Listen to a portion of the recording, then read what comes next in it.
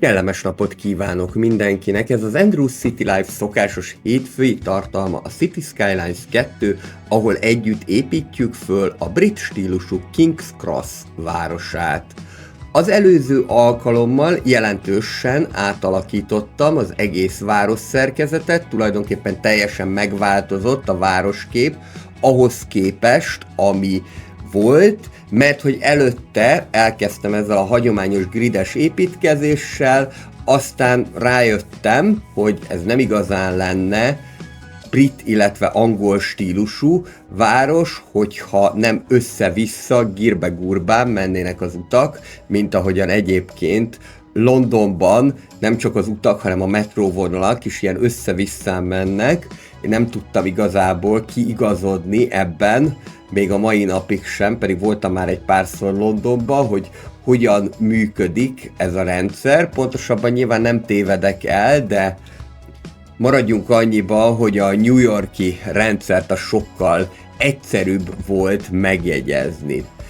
Na de ettől elszakadva, tehát az előző alkalommal sikerült átalakítani a várost, és a résznek a végén még egy gáztüzelésű erőművet is fölépítettem. Igen, majd mindenképpen kelleni fog ide egy ilyen szűrő, ami 50%-kal csökkenti a légszennyezést, mert hát ez a gázerőmű, ez a talajt is szennyezi, a levegőt is szennyezi, és ráadásul még zajszennyezéssel is jár, viszont 260 megawatt energiát termel a város számára, amelynek jelentős részét tudjuk exportálni.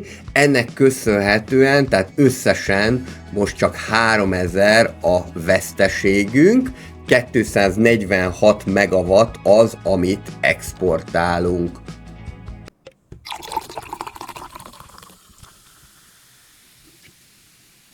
Ez már eléggé szépen néz ki. A mai alkalommal én arra gondoltam, miután Unlock All módban játszunk, ez egy gyári módja a játéknak, egy gyárilag beépített módja. Ez azt jelenti, hogy nincsenek fejlesztések, nincsenek development pointok, és rögtön az elején a Megalopolis, vagyis az elérhető legmagasabb városszinttel indulunk, minden épület, beleértve a signature buildingeket is elérhető. Az első részben már elmondtam, hogy ez volt igazából az indoka annak, hogy legyen ez az Unlock All mód, miután brit stílusú várost építünk, ezért esélytelen, hogy ki tudjak jelölni annyi európai vagy akár amerikai típusú zónát, amely akár az alap signature building eléréséhez elég lenne, úgyhogy ennek megfelelően leginkább azt döntöttem, hogy akkor legyen mindegyik azonnal elérhető, majd fokozatosan megmutatom ezeket, illetve ahogyan a játék ezt majd kihozza, úgy fogom majd ezeket megépíteni. Tulajdonképpen ahogyan jól esik, tehát ez egy szabadabb építkezést tesz lehetővé, annál is inkább, hogy 6.250.000 pénzzel indulunk, viszont innentől kezdve semmilyen egyéb juttatásra nem számíthatunk, hiszen nincsen szintlépés, ezért nem tudunk ebből pénzt szerezni, úgyhogy ennek következtében a pénzzel viszont nagyon felelősen és okosan kell gazdálkodni, úgyhogy ennek keretein belül akkor én most elkezdenék kommersálokat építeni, mert hogy erre van kereslet, méghozzá helyi kereslet, ugye ahol zölden, illetve ilyen sötét sárgán látszik a talaj, amikor meg akarom építeni az adott kereskedelmi épületet, pontosabban ki akarom jelölni a zónát, az már nekünk jó. Mind a kettőt alkalmaznám itt, mert azt gondolom, hogy a brit típusú városhoz passzol mind az európai, mind pedig az amerikai stílusú épület. Hát ugye ez egy elég érdekes dolog, hogy a region pack-ek amiket eddig láttunk, úgy tűnik, hogy a Japán kivételével nem igazán a commercial típusú épületeket támogatják, mert hogy egyedül a japán épületeknél találkozhatunk a Low Density commercialnál. Az is igaz, hogy a mixed épületekkel viszont gyakorlatilag mindegyik típusú region packben, tehát az angol, a francia, és azt hiszem talán a német típusú region packben is találhatunk ilyen mixed rezidentálokat, amelyek alul commercialként, vagyis kereskedelmi negyedként, felül pedig lakóházként funkcionálnak. És azt is gondolom, hogyha a region pack-ek jövőjét nézzük, akkor szintén ez a mixed rezidentálos megoldás lesz jellemző a január 27-én megjelenő kelet-európai csomagban, és utána majd az ilyen igazán nagy commercialok, illetve az irodák majd szerintem az amerikai típusú épületekkel fognak jönni. Kicsit ránéztem felülről a városra, nézzük meg, hogy mit is lehet itt tervezni, hogyan lehet majd erről gondolkodni. Itt ki lehet alakítani rögtön a gyárnegyed mellett egy kisebb iroda negyedet, egyelőre még csak alacsony népsűrűségű, vagy alacsony sűrűségű irodaházakkal, és a későbbiekben majd lehet ezt bővíteni. Most még a magasabb népsűrűségű irodaházakra nem mutatkozik igazán kereslet, ahhoz majd főiskola, illetve egyetem kell. De az még egyelőre nagyon drága lenne, kvázi megfizethetetlen, úgyhogy ide tudunk majd irodaépületeket építeni. Gyakorlatilag a lehető legegyszerűbb oldalból fogom ezt megfogni. Fölosztom mindenfajta úttal, de nem igazán fogom túl cicomázni ide a külvárosba, pláne a gyárnegyed mellé, ez teljesen el fog így is férni. És akkor természetesen ne feledkezzünk meg a gyárnegyed fejlesztéséről sem. Igazából, mivel itt már az úthálózat kialakult, így nem nagyon fogom ezt sem túl cicomázni, hanem megpróbálom ezt a lehető legegyszerűbben kidolgozni. Az egy más kérdés, hogy természetesen, hogyha bármilyen utat húzok a zónának a közepébe, akkor ki fogja nyírni a zónázás, de hát ezt már igazából megszokhattuk. Ugye City Skylines 2 is olyan, hogy hiába tudja az ember a City Skylines 1-et, vagy hiába játszott vele sokat, akkor is úgy tűnik, hogy újra meg kell tanulni CS játszani, amikor a CS2-vel kezdünk el építkezni, különösen azért, mert hogy a CS2-ben most már, hogyha a parkokat tekintjük, akkor bizony több lehetőség van, mint a CS1-ben. Ha a fákat és a növényeket, akkor persze még nem. Eljött az ideje akkor annak, hogy felszereljük ezt a gázszűrő berendezést, kicsit nagyobb lesz a veszteségünk, mint eddig volt, de hosszú távon ez mindenképpen szükséges, hogy felszereljük, mert felére fogja csökkenteni a légszennyezettséget, ami nagyon nem mindegy, abból a szempontból, hogy hány ember fog kórházba kerülni. Így is van probléma, már az egészségüggyel, pedig még viszonylag kicsi városnak számítunk. Őszintén szólva ez volt az a pont, amikor még nem igazán alakult ki bennem, hogy mit akarok és hogyan ebben a városban, de az élet hozta magával a feladatokat, például rögtön itt látható, hogy egy eléggé nagy dugó alakult ki a belvárosba bevezető úton, egészen egyszerűen azért, mert csak egy irányból tudnak bejönni ebbe a városba, úgyhogy egy újabb lehajtót fogok ide építeni a felüljáróhoz.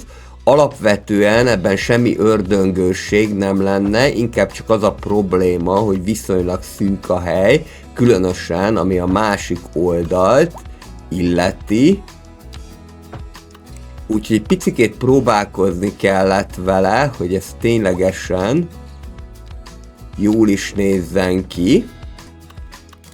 De végül is aztán rájöttem, hogy nem kell feltétlenül ennek annyira szimmetrikusnak lenni, tehát itt lehet a lehető legszűkebb részen elvezetni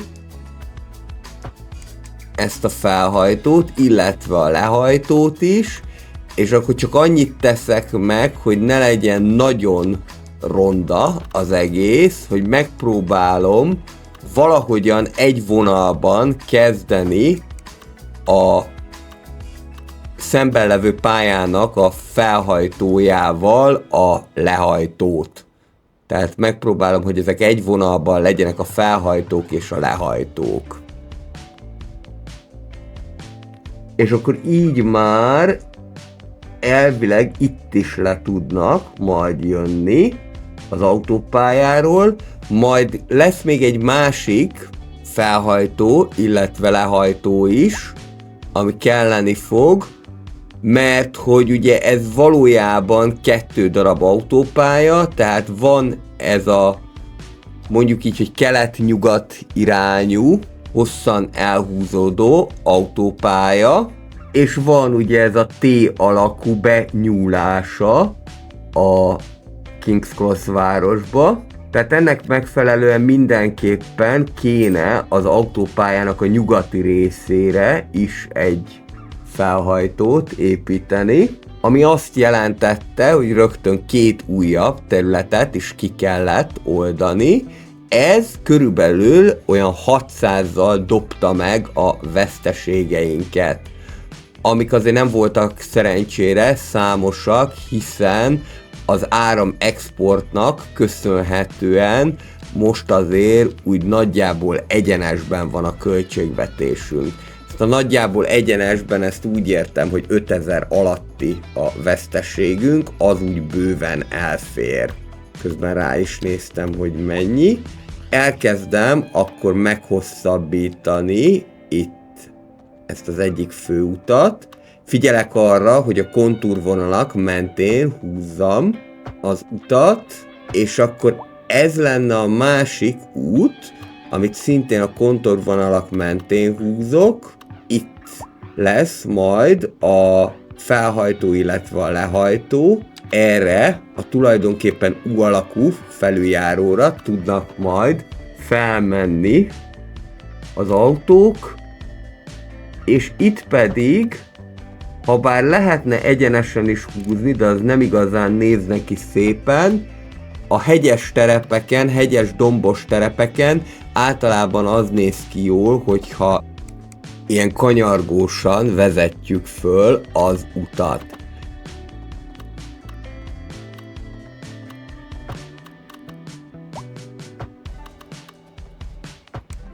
Jöhet akkor a felhajtónak, illetve a lehajtónak a megépítése.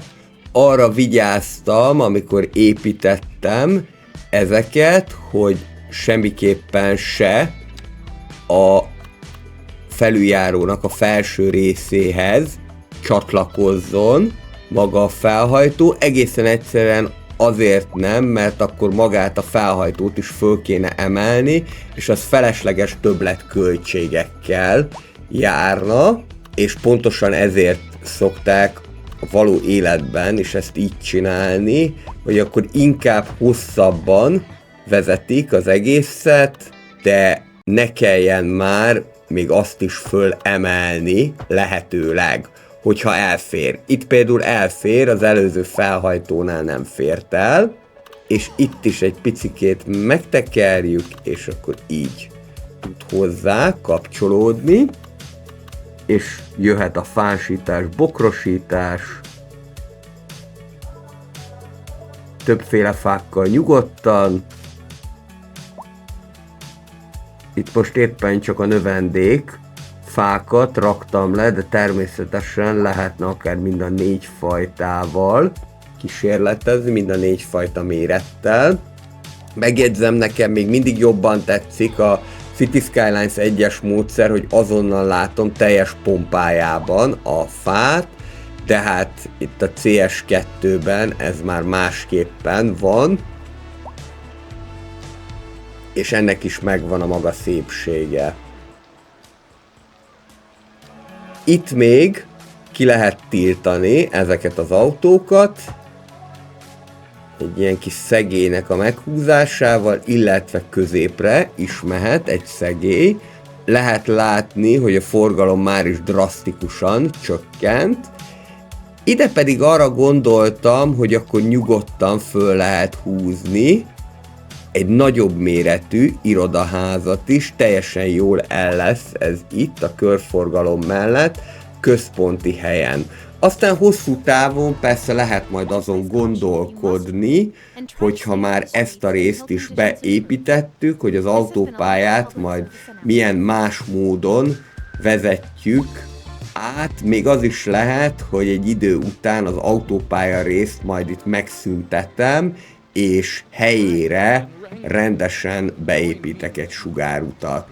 De ez majd még a jövő zenéje lesz. Most először is azt nézzük meg, hogy tudjuk ennek az irodának a környezetét megalkotni. Igazából amióta lehet ezzel a felszínkészítő eszközzel megcsinálni az épületek környékét, azóta sokkal könnyebb a dolgunk, illetve ide még csinálhatunk egy ilyen álbejáratot. Azért mondanám álbejáratnak, mert nagy valószínűséggel ezt a hátsó részt nem fogják használni, viszont úgy néz ki, mintha bejárat lenne. Ide pedig a lehető legegyszerűbb módon egyelőre fákat fogok lerakni, de miután ezt a részt leforgattam, már beízítottam a Move It módot, és jelentem működik, úgyhogy a következő részben már egészen biztos, hogy nagyobb alkotásokat is végre fogok hajtani, de ahhoz Move It mód kell, mert sajnos egyébként nem lehet normálisan beigazítani a különböző köztéri bútorokat és egyéb tárgyakat. Itt mögötte viszont elkezdem kiírtani a fákat, mert akkor ide még jöhetnek épületek. Mivel ugye itt van a zajvédő fal, ezért nem lesz az a probléma, hogy zajszennyezettség lenne. Egyrésztről ide jöhetnek ezek a medium buildingek, amik igazából kertes házak, de a kicsit nagyobbak, mint a low density rezidentálok. Az érdekesség egyébként, hogy míg ez a típusú angol medium ház maximum 3-4 szélességű lehet, addig az ennél kisebbnek mondott kertes ház akár a 6-os szélességet is elérheti. Ide 2 kicsi parkoló, itt már nagyon az autópálya szélénél vagyunk, de szerintem még el fog ide ez férni, különösen, hogy hosszabb távon szerintem én itt ezt az autópályát meg fogom szüntetni.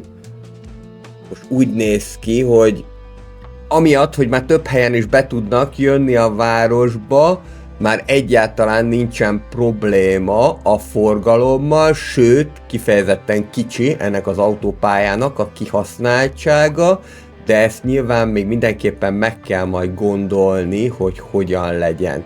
Itt van egy ilyen furcsa sarok, amit az ember sehogy sem tud kitölteni, ebben az esetben szoktam használni a sövénykerítéses megoldást, City Skylines 1-ben pedig a sima kerítéses megoldást, és középen tulajdonképpen be lehet ezt fedni különböző típusú és méretű fákkal.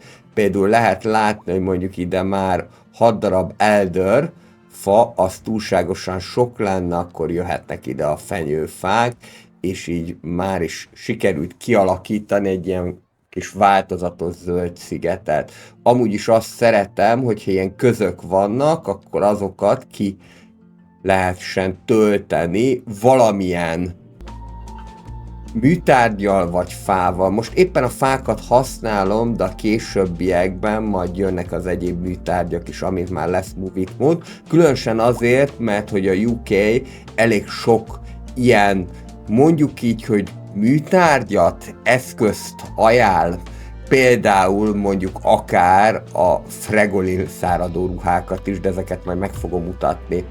Közben viszont megépítettem az első signature buildinget, ez pedig nem más, mint a Villa City. Igazából ez még az angol város hangulatához is illeszkedik, mert megidézi ezt a régies kocsma hangulatot, még ez a rózsaszín szín is szerintem teljesen jól néz ki, mellé pedig jöhetnek az irodák. Az irodák most nagyon fontosak lesznek abból a szempontból, hogy a veszteségeinket le tudjuk faragni.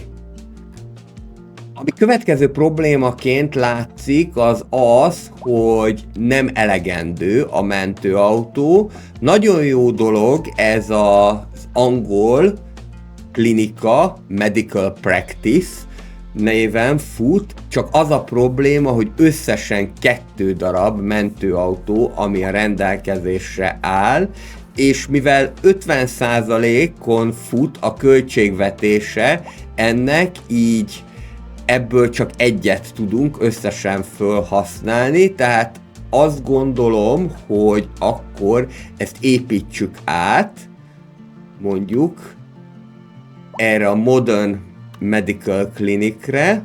Ugye a Modern Architecture-rel, a City Skylines első fizetős kiegészítőjével jött ez az épület, közben, mint a mérgezett tegerek, itt elkezdtek a betegek elvándorolni, viszont így már 5 darab mentőautó áll rendelkezésre, még úgy is meg fogja ez nekünk érni, hogy kevesebb a kapacitás, mert csak 90 beteget tud befogadni, szemben az angolok kórházának vagy klinikájának 150 betegével, viszont mindenképpen le kell tudni ezt a betegszámot valahogyan. És amiből látszik az, hogy ezt még jóval előbb elkészítették, mint ahogyan kikerült, tehát nagy valószínűséggel, mivel ugye eredetileg a Modern Architecture-t és az Urban Promenades-et 2023 negyedik negyedévére tervezték, ezért ez még ezt az állapotot tükrözi. Itt arra gondolok, hogy ehhez az épülethez, toldaléképületek csak úgy lehet építeni, hogyha közvetlenül mellé építed. Ugye erre emlékszünk, ez volt az, amiből eredetileg a City Skylines 2-ben indultunk, és utána, miután már elég sok fiaskója volt a játéknak, utána jelentkezett az, hogy megcsinálták azt, amit itt a gázerőműnél láthatunk, hogy van egy rádiusza, van egy sugara, hatósugara az épületnek, és a köré lehet építkezni. Na de ezt valahogyan elfelejtették módosítani a Modern Architecture, illetve az Urban Promenades épületeknél, így azután csak közvetlenül mellé tudunk építkezni. Én azt gondolom, hogy egy idő után majd ezt egy patch segítségével orvosolni fogják. Nyilván azért ez azon is múlik, hogy mennyien vették meg az Urban Promenades, illetve a Modern Architecture-t, mert hogyha nem nagyon fogják verni a felhasználók a tamtamot, hogy ezt csinálják meg, akkor nyilván ez már így fog maradni. Hát sajnos most akkor ebből kell főzni, majd valahogyan, hogyha ki kell bővíteni ezt a klinikát, akkor meg fogom oldani. Most egyelőre megelégszem annyival, hogy a környezetét kialakítom valahogyan. Egyébként tetszenek nekem a Modern Architecture-nek az épületei, az Urban Promenades-nek is, de mind a kettő olyan, ami nem azt mondom, hogy hiánypótló és feltétlenül szükséges, viszont egy újabb színfoltot tud hozni a városépítésbe. És hát természetesen nagyon is várjuk a következő kiegészítőket, hiszen minden egyes kiegészítő, mint egy ilyen kis mozaik darab fog majd hozzájárulni a nagy egészhez, mint például ugye a City Skylines 1-ben is, tehát lehet, hogy mondjuk önmagában az afrikai kiegészítő a CS1-ben az nem nyeri el az embernek a tetszését, de az is lehet, hogy egy idő után megtalálja a helyét, hogy hogyan és hova lehet beépíteni. Ezzel kapcsolatosan egyébként iparági pletyka, legalábbis fölröppent az egyik City Skylines-os Facebook csoportba, hogy minthogyha valamit megint frissítenének a CS1 házatáján, és minthogyha megint újabb tartalmat töltenének fel. Ez rossz hír a konzolosoknak, mert akkor ez azt jelenti, hogy még mindig nem lesz kész a City Skylines 2-nek a konzol változata, és ezért még mindig nyomatni akarják a CS1-et, de jó hír azoknak, akik szeretik a City Skylines 1-et, hiszen ez azt jelenti, hogy tovább bővülhet a CS1 amúgy sem kicsi repertoárja. Egyébként új év alkalmából, még egy ilyen szilveszteri tartalomként elkezdtem egy újabb CS1-es várost, Venus City néven, és itt rögtön körülbelül a 12 000 lakosig sikerült föl turbózni ezt a települést. Van már benne trollibusz, monorail, illetve ami a haba tortán, hogy az egész snowfallos téli környezetben zajlik. Ez a videó nem kevesebb, mint 4 óra 18 perc volt, nagyon sok munkámba került, tehát körülbelül egy 4 órás videót összeállítani, így vágással, mindennel, javítással együtt, ez egy ilyen 15-16 munkaóra, de azt gondolom, hogy megérte, mert hogy ez egy teljes City Skylines 1 bemutatónak készül, az alapoktól egészen a nagy Metropolisig, akkorára szeretném legalább fölhúzni ezt a várost, mint annó a Winterpolis nevezetű városomat, amit még meg sem mutattam, de ami késik, az nem múlik, csak ott már komoly veszteségek vannak. Vissza King's Crossra pedig azt nézem, hogy alapvetően nem igazán elégedettek az emberek. Egyrésztről az egészségügyi szolgáltatással is vannak itt problémák, másrésztről pedig, ami a nagyobb problémát okozza, hogy inkább kisebb házakban szeretnének lakni.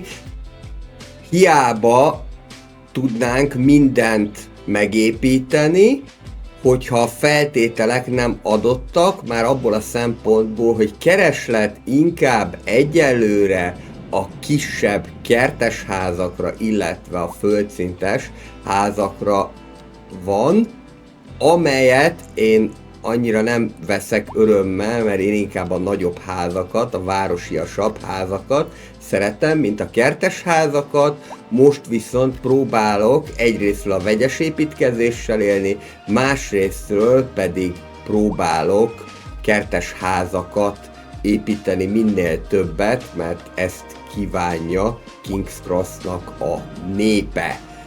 Itt pedig ez egy baromi ronda épületre sikerült, mert hogy a kerítés az úgy néz ki, mint az ökörpisilés, úgyhogy Hát én itt próbáltam lesorjázgatni az egészet, de igazából az nem annyira használt neki, úgyhogy egy huszárvágással akkor egyel kevesebb lett ennek a szélessége, úgyhogy teljesen újjá kellett épülnie ennek az épületnek, mindegy, ezzel semmi probléma nincsen, ez mindjárt meg fog történni, illetve ide a bevágásba eléggé hegyes dombos egyébként a terep, még hogyha elsőnek nem is látszott annak, de ide a bevágásba, illetve a hegy mellé akkor lehet különböző épületeket rakni.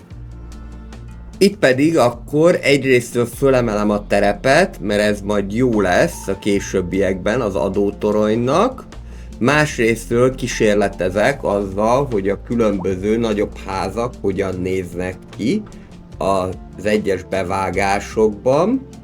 Igazából ezt a véletlen szülte, mikor megláttam, hogy ezek ennyire szépen szabályosan vannak ide simulva a hegy oldalhoz, hogy akkor nézzük meg, hogyha ezt itt úttal leválasztom, akkor ide akár a High Density Residential fronton mit fogunk tudni elérni, és hát nyilván ez majd csak később fog kiderülni, hogy mi lesz ebből, de alapvetően, hogyha két egyforma épületet építünk, akkor abból már rossz nem sülhet ki. És akkor miközben nagyban építkezek, előjött a városnak az első nagyobb problémája, nevezetesen az, hogy fölgyűlt a szemét a gáztüzelésű erőműben, és ugye ez rögtön azt is okozta, hogy jelentősen növekedett a veszteségünk, egészen egyszerűen azért, mert hogyha a gáztüzelésű erőmű az szemetes, akkor sokkal kevesebbet fog termelni. Nyilván itt egyéb problémák is vannak, mint például a szeméttelepnek a kapacitása. Na de az a lényeg, hogyha innét nem tudják elvinni a szemetet, akkor a gáztüzelésű erőműnek az áramtermelése is sokkal kevesebb lesz, ami azt jelenti, hogy sokkal kevesebbet tudunk exportálni, de miután a bevételünknek jelentős hányadát az áramexportból érjük el, ezért, hogyha sokkal kevesebbet tudunk exportálni, akkor jelentősen megnövekszik a veszteségünk, úgyhogy sikeresen visszazuhantunk újra ebbe a 13 000-es veszteségbe, ami abszolút nem jó, úgyhogy itt komplexen kellett kezelni ezt a problémát. Először is mindenképpen ki kellett bővíteni a szeméttelepet, ugye az nem volt kérdés, mert bár a feldolgozás sebessége az ténylegesen nagyobb, mint amennyi szemét van, de ez majdnem tökig megtelt. Igazából majd egy idő után szerintem ezt a szeméttelepet is arrébb kéne rakni. A másik probléma, ami viszont már bug volt, hogy annak ellenére sem vitték el a szemetet, hogy én ezt kibővítettem, és a költségvetését is fölvettem. Kirajzottak a szemetes kocsik, illetve ide még ugye építettem egy feldolgozó üzemet is, ami ráadásul ugye gyorsítja a hulladékfeldolgozás sebességét, de még ennek ellenére sem voltak hajlandóak a kocsik oda menni. Jó lenne egyébként, hogyha lenne egy ilyen emergency gomb, mint akár a Planet Coasterbe, amikor sürgősségi vagy gyorsasági karbantartást, javítást kellett elrendelni, hogy csak megnyomnám, és akkor azonnal oda mennek az autók. Jelen esetben lenne egy sürgősségi gomb, megnyomom, és akkor az lenne az első, amivel a kukás autó foglalkozik. Ez például a City Skylines 1 Airportban is jól jött volna, rendszeresen volt azzal problémám, hogy a repülőtér a szemetes volt, de ott azt hiszem, hogy ez nem igazán befolyásolta a repülőtérnek a bevétel termelő képességét, hát itt viszont igen. Most az történt, hogy följebb vettem a kapacitását a szeméttelepnek, ez így már jó lenne, ennek ellenére nem mentek oda. Sok mindennel próbálkoztam, és a végére arra jutottam, hogy mivel nem akarom az erőművet újjáépíteni, mert az rettenetesen nagy költségekkel járna, hogy magát a szeméttelepet helyeztem át. Ehhez természetesen ezt nem lehetett egy az egyben áthelyezni, az egyik feldolgozó üzemnek a működtetését meg is kellett szüntetni, itt újra kijelölni a szeméttelepet rendesen. Ez szintén pénzbe került, nagyjából ez a kis móka olyan 200 000 pénzbe fájt, ami által a kritikusnak mondott 2 millió alá sikerült csökkennie a pénznek, de akkor remélhetőleg most már sikerül ezt megoldani. Egészen egyszerűen, hogyha így csak a szélén volt az útnak, akkor nem voltak hajlandóak elvinni a szemetet. Még most se, de mindjárt ki fogják rendesen takarítani. Most már jól fog ez a dolog működni. Próbáltam úgy ügyeskedni, hogy a szemetes kocsi lehetőleg mindenképpen arra kelljen, hogy menjen, amerre a gázerőmű található. És akkor most történt meg az a nagy pillanat, hogy végre sikerült ezt kitakarítani. Ez szemmel láthatóan a profitunkat is meg fogja dobni.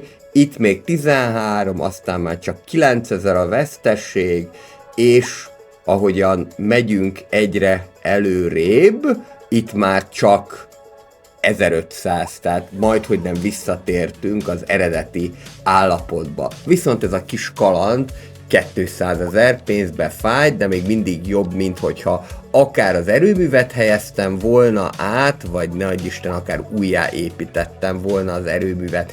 Ez szerintem valami bug lehet a játékban. Igazából most már a felvétel elkészítése után jutott eszembe, hogy akár használhattam volna az útvonal eszközt is, amit újonnan építettek be. Ezzel a kis csavaros jellel jelezték ezt az útvonal tervező vagy útvonal választó eszközt, ami gyakorlatilag megmutatja azt, hogy milyen útvonalat választ az adott jármű, merre fog menni. Azt nem tudom, de azt hiszem, hogy irányítani ezt nem lehet, csak azt lehet megnézni, hogy merre fog tudni haladni, de nyilván majd ezt kicsit jobban át fogom tanulmányozni. Úgy tudom, hogy hasonlóan működik, mint a Mass Transitben a hasonló eszköz, tehát az útvonal választó eszköz a City Skylines 1-ben.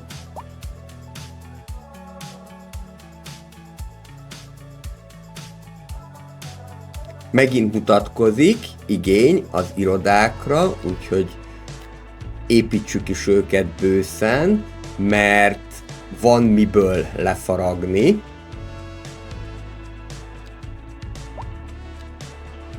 És ez lesz a legbiztosabb módja annak, hogy a veszteségeinket le tudjuk faragni. Ide még egy ilyen kisebb méretű parkoló is elfér. És mivel az 1x3-as irodák úgyse fognak beépülni, ezért úgy gondoltam, hogy akkor ide próbáljuk meg a jó kis Jolly Joker sorházakat. Mindenhova, ahova nem épült be iroda, némi európai típusú sorház fog kerülni. Egyébként az irodákhoz talán az amerikai típusú sorházak jobban illenének, de majd meglátjuk, legfeljebb újjáépítem, hogyha ez nem néz ki annyira jól.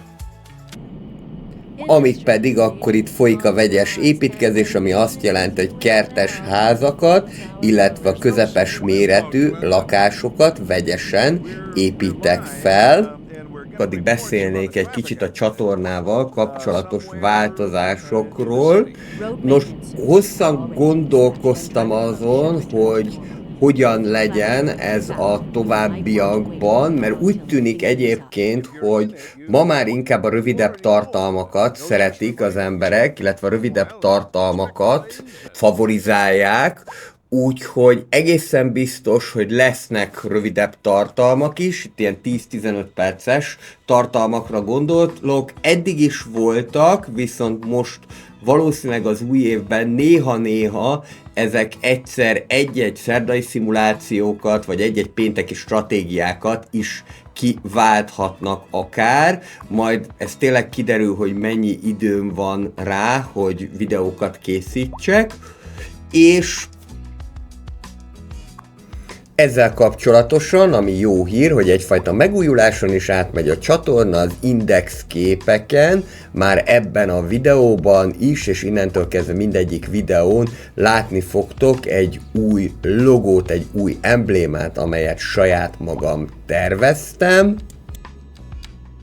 Természetesen a régi Andrew City Life-os embléma az maradni fog a videók előtt, illetve mint a logó, amelyet ezúttal is köszönök Bözsilandnek, hogy megtervezte nekem. Érdekel titeket a közlekedés, illetve érdekelnek az angliai történetek, Angliával kapcsolatos események, akkor érdemes az ő oldalát is bekövetni, illetve természetesen érdemes erre a csatornára is feliratkozni, hiszen heti rendszerességgel többször is gazdasági, stratégiai, illetve városépítő játékokat, gameplayeket kínálok itt tippekkel, trükkökkel és néha történetekkel is, valamint arra gondoltam, hogy akkor most egy kicsikét tágítsuk ki ezt a horizontot, természetesen maradnak továbbra is ezek a témák, hogy gazdasági, stratégiai és városépítő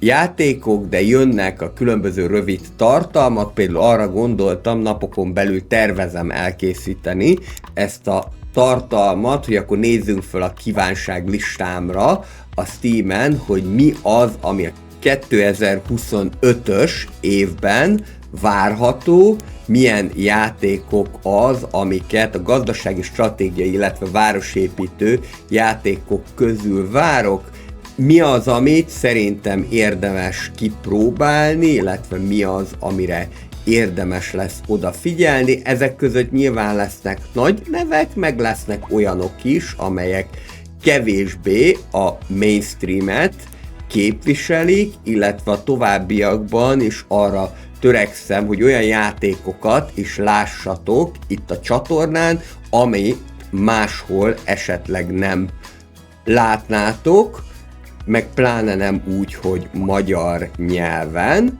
de azoknak, akik nem magyar nyelvek, azoknak pedig elmondanám, hogy angolul és spanyolul is feliratozva van a videó. Ezt a kettőt mertem bevállalni, a német feliratozást már azért nem, mert hogy egy kukkot nem beszélek németül, de mondjuk azért angolul beszélek, spanyolul pedig, hát mondjuk azt, hogy nem adnának el, egy kicsi piacon, egy közepes piacon már lehet, hogy eladnának, de elvileg van belőle érettségim. Elvileg. Amúgy Magyarországot húztam az érettségén, és ugyanúgy Magyarországot húztam az angol érettségén is, úgyhogy egészen vicces volt, hogy ugyanazt a tételt két nyelven kellett elmondani.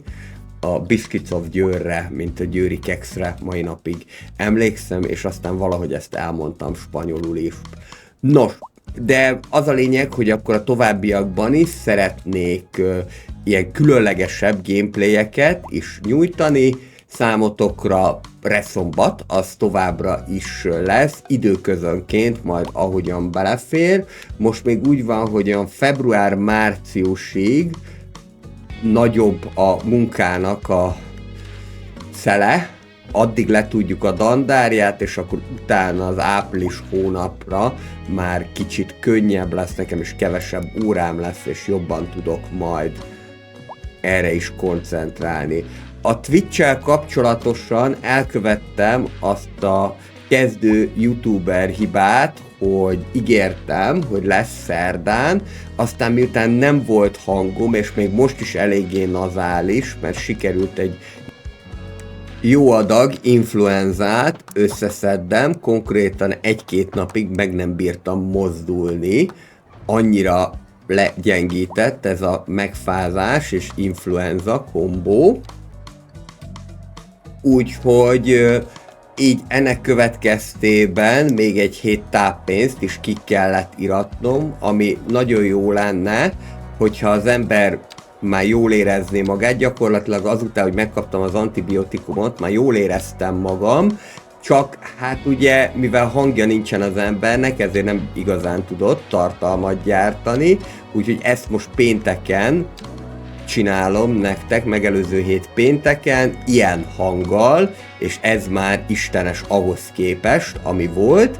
Na de az a lényeg, hogy emiatt ugye a Twitch-en sem tudtam bemutatni az első angol nyelvű streamet, úgyhogy ezt most szerintem 1-2 hétre még elhalasztottuk, de meg lesz ez is, amikor majd japán stílusú várost építek, de lehet, hogy addigra már megjelenik a kelet-európai stílusú csomag is, ugye ez január 27-én jön ki.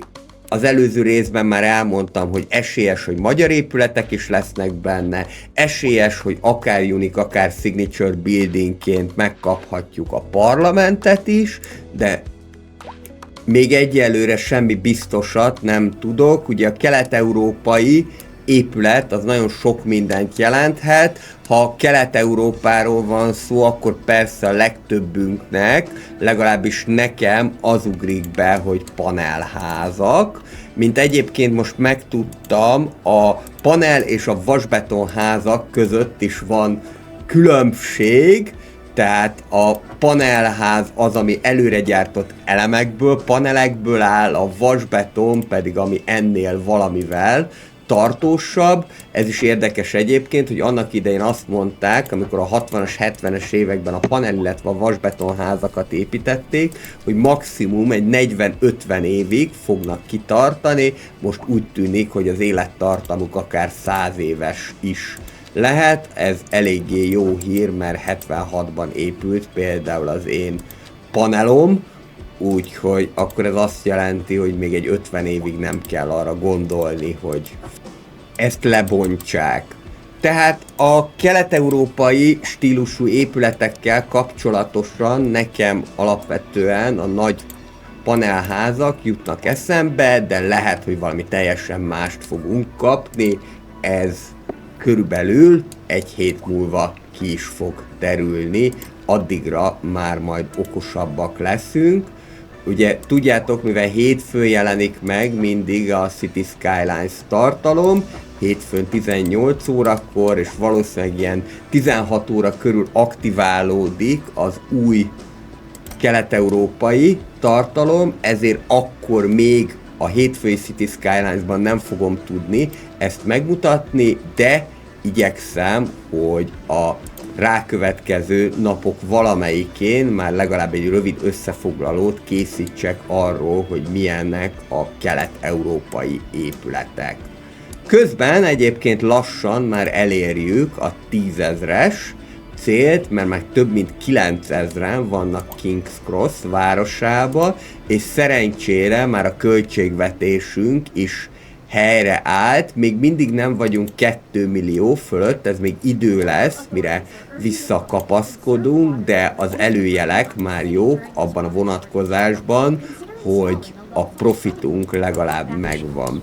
Közben építettem ide egy ilyen kis parkolós részt, nem tudom, nekem az úgy valósághűbbnek tűnik, és jobban néz ki, hogyha csak egy oldalon találhatóak ezek a parkolók, ami meg még jobban tetszik, hogyha ilyen 45 fokosak ezek a parkolók. Ide most valami miatt ezt építettem, teljesen jó lesz ez így is itt, és akkor ide pedig jöhetnek az 5x4-es High Density brit típusú rezidentálok.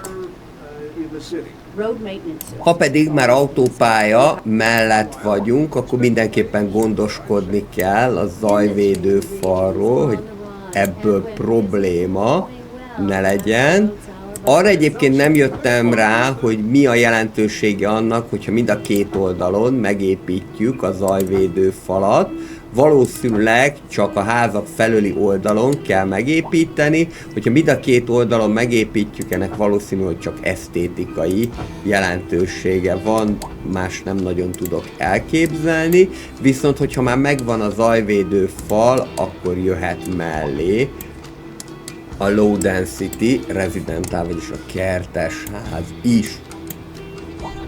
És ezek itt szépen be is fognak épülni, hiába egyforma keresletet jelez ki mindegyikre a rezidentálok tekintetében, mégis a Light, vagyis a Low Density Residential az, amire a legnagyobb kereslet van.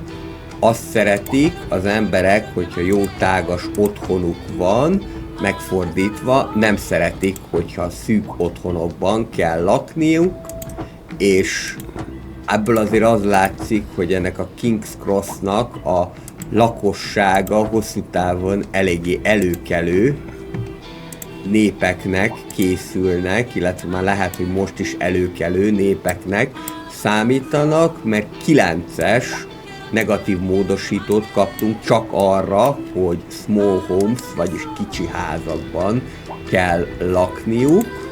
Ez egyébként más városokban is probléma szokott lenni, de talán nem ilyen mértékben. Illetve egészen biztos, hogy hosszabb távon majd a parkolókról is gondoskodni kell. Itt még beépítek egy ilyen levezető utat, és majd a későbbiekben ki lehet gondolni, hogy ez hogyan legyen tovább. Most az jutott eszembe, hogy így látom, hogy építem ezt a folyópartot, hogy akár ilyen pálmafákkal is lehetne szegélyezni ezt az utat, de ez nem igazán olyan környezet, ahova a pálmafák illenek, az inkább egy trópusi környezetbe illene, de trópusi típusú pályák egyelőre még nincsenek. Ez lesz majd a következő dolog, amit meg kéne tenni, hogy legyenek ilyen típusú térképek is. Mert hogy teljesen más hangulatot tud kölcsönözni például egy trópusi típusú térkép. Ez az alagút, ez elég szerencsétlen, ezt nem kétlem, viszont hasznos. Abból a szempontból, hogy majd itt akkor lehetővé válik az átjárás. És hát nyilván, hogyha megjelenik a Bridges and Ports kiegészítő, nyilván ez attól is fog függeni, hogy milyen tartalmat kapunk vele. Remélhetőleg, hogy ezt már jobban sikerült elnevezni, mint a már említett Urban Promenade-et, ahol mindent kaptunk, csak éppen városi sétáló utcákat, nem? Ide közben kísérleteztem egy ilyen kis rövénykreációval. Kicsit sűrű, kicsit vészjósló, de szerintem nem néz ki rosszul. Itt a kertes házak környékén, akár még a temető közelébe is el tudnék képzelni egy ilyet. Közben nézem, hogyan épültek be ezek az 5x4-es épületek elég jól, és ráadásul egyébként az angol épületeknek nagy előnye, hogy sok mindegyik rendelkezik önmagában is parkolóval, tehát ez azt jelenti, hogy könnyebben lehet akkor kezelni az angol típusú városokban a parkolási problémákat. Ezt elsősorban, hogy külön parkolójuk van, persze a high density rezidentáloknál tapasztaltam. Már hogy a rezidentálokról beszélünk, mert ugye a commercialoknál ott lehet egyébként is parkoló, de hát angol típusú commercial az nincsen, mint tudjuk, csak mixed residential. Közben ugye azért még azt nézegetem, hogy hogyan alakul a bűnözés, de egyelőre eléggé jól el vagyunk ezzel. Bizonyos épületeket már nem is tudok megvenni, mert nincsen elegendő pénzem rá. Lehet majd kiterjeszteni az angol rendőrségnek a garázsát, hogy több rendőrautót tudjon kiküldeni, illetve a börtön részét is. Ez egy nagy előnye egyébként az angol rendőrségnek, hogy börtönnel, egy kisméretű börtönnel is rendelkezik, így akkor ez azt jelenti, hogy egy ideig még megússzuk a börtön építését, bár börtönt azt igazából úgy tapasztaltam, hogy tényleg csak nagyon nagy városoknak kell építeni. Nyilván ez attól is függ, hogy mekkora a bűnözés. És ugyanaz a hátránya egyébként az angol rendőrségnek, mint az angol klinikának, vagyis az, hogy kevesebb autót tud kiküldeni, mint az egyéb társai. Nem tudom, hogy mennyire tudatosan tervezték-e így, de valószínűleg, hogy volt valamilyen egyeztetés a modderek és a Paradox között, hogy így tervezzék meg ezeket az épületeket.